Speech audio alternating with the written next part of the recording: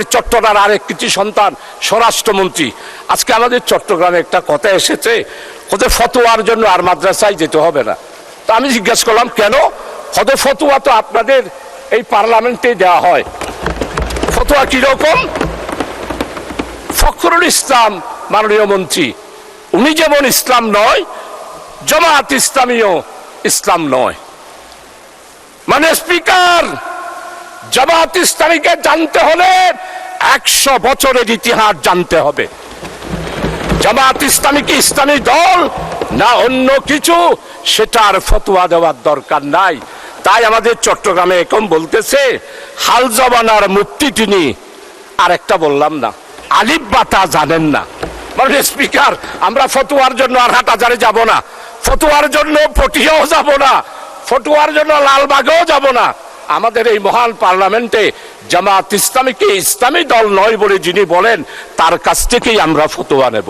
মানে স্পিকার, জামাত ইসলামের ইতিহাস, গণতান্ত্রিক আন্দোলনের ইতিহাস, জামাত ইসলামের ইতিহাস, ইসলামের উপরে যখন এই আঘাত এসেছে, জামাত ইসলামী বজ্রকণ্ঠে রাজপথে প্রতিবাদ করেছে, সারা বিশ্বে স্বীকৃতি দিয়েছে জামাত ইসলামী হলো ইসলাম রক্ষার জন্য একটি মাত্র বাংলাদেশে, অন্যান্য ইসলামী দলের মতো নয়।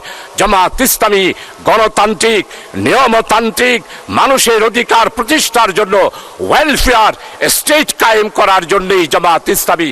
তাই নির্বাচনের আগে আমাদের বক্তব্য ছিল ন্যায়, ইনসাফ, বৈষম্যহীন, কল্যাণময় একটি রাষ্ট্র আমরা কায়েম করতে চাই। মাননীয় স্পিকার, জামাত ইসলামের শাহজাহান চৌধুরী সাহেব, ওনার সাথে আমার এই সংসদে আসার সৌভাগ্য হয়েছে।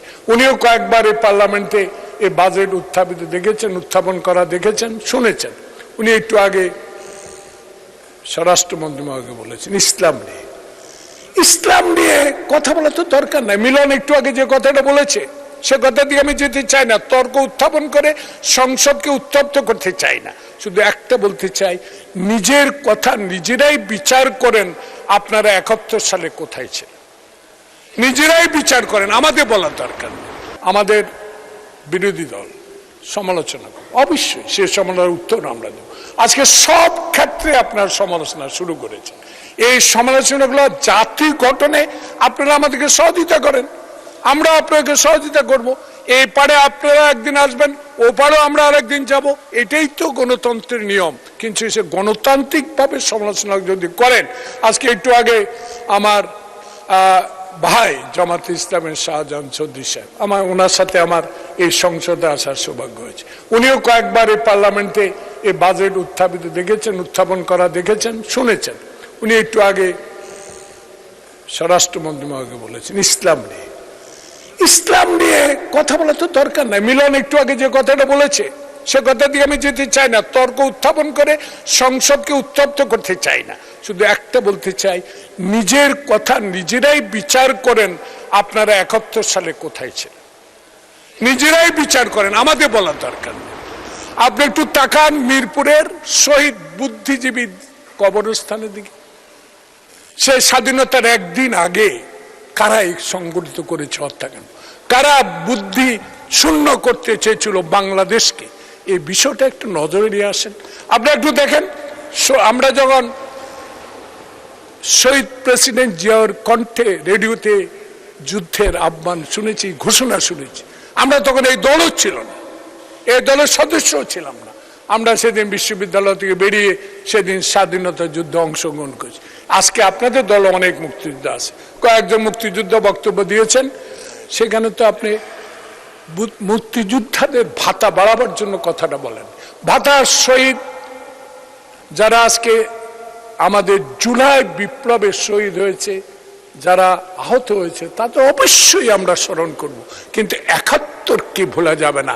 71-এর স্বাধীনতা যুদ্ধে যারা আমরা যুদ্ধ করে দেশ স্বাধীন করে আজকে মাননীয় অর্থমন্ত্রী যে বাজেট দিয়েছেন, স্বাধীনতা পাওয়ার কারণে সেই স্বাধীনতা যোদ্ধাদের প্রতি আমি মাননীয় অর্থমন্ত্রী আপনার কাছে বিনয়ের সহিত আপনার মাধ্যমে অনুরোধ করব, অন্তত মুক্তিযোদ্ধাদের ভাতাটা বাড়িয়ে দেন, যাতে বাংলাদেশে একটা স্বর্ণাক্ষরে আপনার নামটা লেখা থাকে।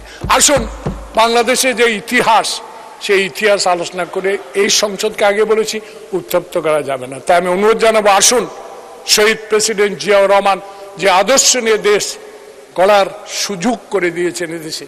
দেশনেত্রী বেগম খালেদা জিয়ার সাথে সংসদে আসার সৌভাগ্য হয়েছে। সেই দেশনেত্রীর কাছে অনেক কথাই শিখেছি। যেদিন এই চেয়ার থেকে আমার নেতা শহীদ প্রেসিডেন্ট জিয়া, খালেদা জিয়া প্রধান বিরোধী দলের নেতা সেখানে উপস্থিত ছিলেন, এই নেত্রী স্লিপ দিয়ে সংসদ সদস্যদেরকে বলে দিত, এটা বলো আজকে 4.5 মাসে একটা প্রমাণ দিতে পারবেন আজকের সংসদে নেতা কোন এমপিকে আমাদের দলীয় স্লিপ দিয়ে বলেছে এটা বলো। তাহলে এটাই প্রমাণ হয় বাংলাদেশে গণতন্ত্রের জন্য লড়াই করেছেন শহীদ প্রেসিডেন্ট জিয়াউর রহমান। বাংলাদেশে বহুদলীয় গণতন্ত্র প্রবর্তন করেছেন শহীদ প্রেসিডেন্ট জিয়াউর রহমান।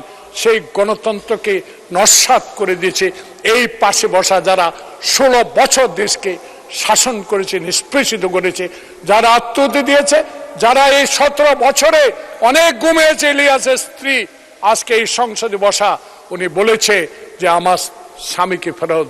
তাই আজকে আমি আমার বক্তব্য শেষ করতে চাই বলে আসুন সবাই মিলে দেশ গড়ি, বাংলাদেশ সবার আগে।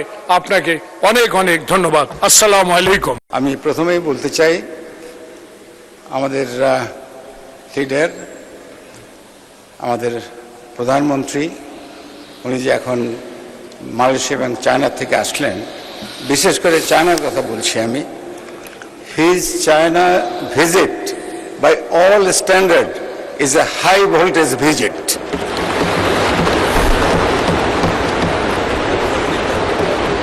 এবং ওখানে নেতৃবৃন্দের সঙ্গে, বিশেষ করে মিস্টার শি জিনপিং এর সঙ্গে ওনার যে আলাপ আলোচনা হয়েছে, যা আমরা টিভিতে দেখেছি, ট্রুলি ড্যাজলিং ডিসকাশন। এবং সেই জন্য দেশবাসীর পক্ষ থেকে, হাউজের পক্ষ থেকে ওনাকে আন্তরিক ধন্যবাদ দিচ্ছি, কৃতজ্ঞতা জানাচ্ছি, এবং we give him A heroes welcome.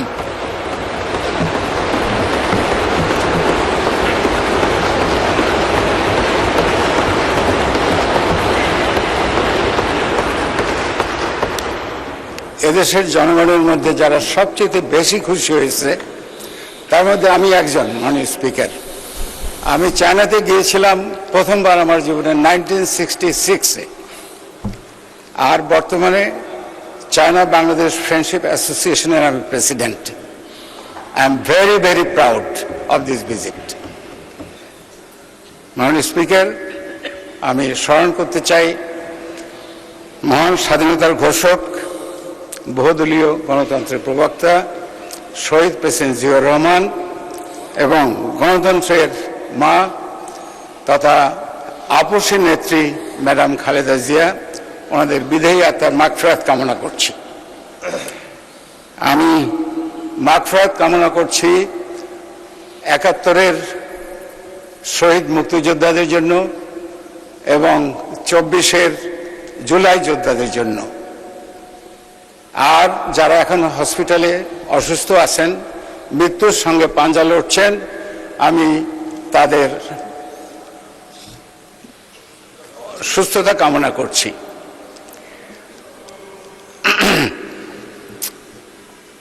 মাননীয় স্পিকার, আমি ধন্যবাদ দিচ্ছি আমাদের মাননীয় প্রধানমন্ত্রীকে, যিনি আমাকে আজকে এখানে দাঁড়িয়ে কথা বলার সুযোগ করে দিয়েছেন। আমি ধন্যবাদ দিচ্ছি আমার এলাকার জনগণ, আবাল বৃদ্ধ বনিতা, যারা 1 লক্ষ ভোটের ব্যবধানে ধানের শেষকে জিতিয়ে আমাকে এখানে এই সংসদে তাদের কথা বলার জন্য পাঠিয়েছে। এই সংসদ হলো সেই সংসদ, অনন্য সংসদ, যেখানে বিগত ফ্যাসিস্ট সরকারের আমলে এখানে এমন কেউ নয় যে অত্যাচারিত হয় নাই, নির্যাতিত হয় নাই। আমাদের বিরুদ্ধে মিথ্যা বানোয়াট মামলা, গ্রেপ্তার, হাজত, কারাবাস, গুম, আয়নাঘর ও ফাঁসির আসামি হয়ে আমরা এখানে আসছি। এবং এখানে যারা আছেন, আমার মনে হয় বাংলাদেশের জনগণের কাছে তারা সবাই হিরো। এবং ভালো করে যদি আমরা চারদিকে তাকাই, তাহলে বলতে পারি যে এই হাউস এখন is a gathering of eagles.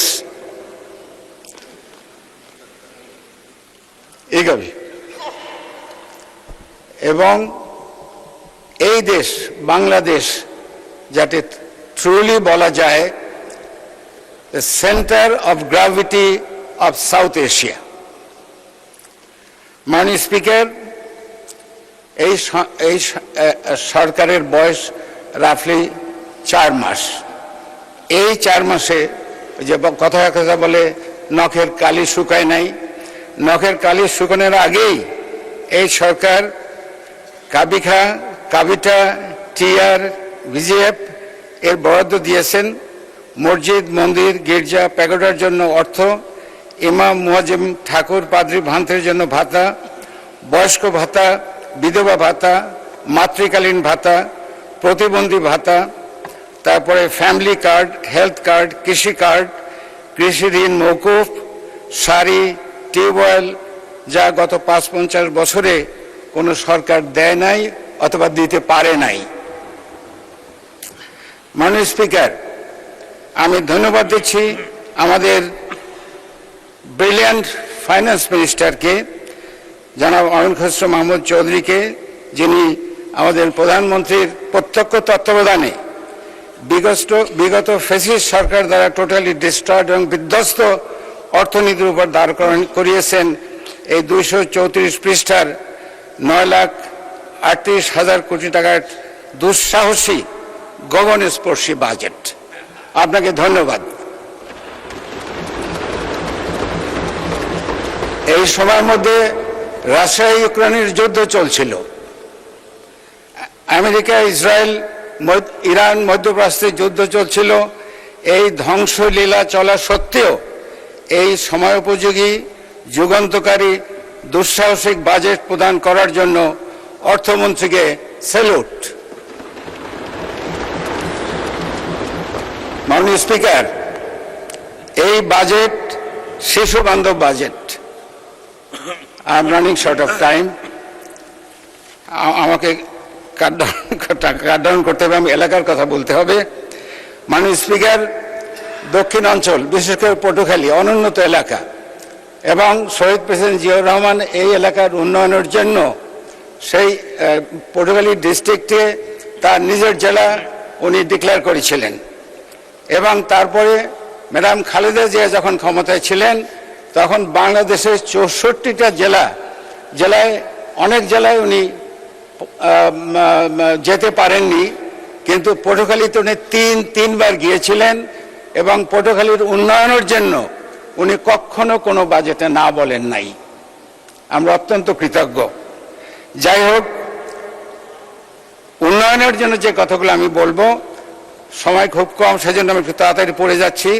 Patuakhali পৌরসভাকে সিটি কর্পোরেশনে উন্নীতকরণ, পটুখালী ইপিজেডকে কার্যকরীকরণ, 250 বেড হসপিটালকে 500-তে উন্নীতকরণ, লাইট প্যাসেঞ্জার বা হেলিকপ্টারের জন্য পটুখালী অথবা কলাপাড়ায় রানওয়ে করা, engineering college, textile engineering college, মহিলা cadet college, Patuakhali university of science and টেকনোলজিকে আন্তর্জাতিক মাত্রায় উন্নতিকরণ, মাদক নির্মূলে কার্যকর পদক্ষেপ, সন্ত্রাস নির্মূলে কার্যকর পদক্ষেপ, আইন শৃঙ্খলার জন্য প্রয়োজনীয় পুলিশ ফাঁড়ি, আধুনিক পার্ক, গৃহহীনদের জন্য আবাসনের ব্যবস্থা, মুক্তিযোদ্ধাদের জন্য বীর নিবাস, ছোট্টমণি নিবাস, ডে কেয়ার সেন্টার, তরুণদের জন্য যুব উন্নয়ন প্রকল্প, প্রবীণ নিবাস, ওল্ড হোম, বেকার সমস্যার সমাধান, নদী ভাঙ্গনের সমস্যার সমাধান, স্কুল, কলেজ, মাদ্রাসা।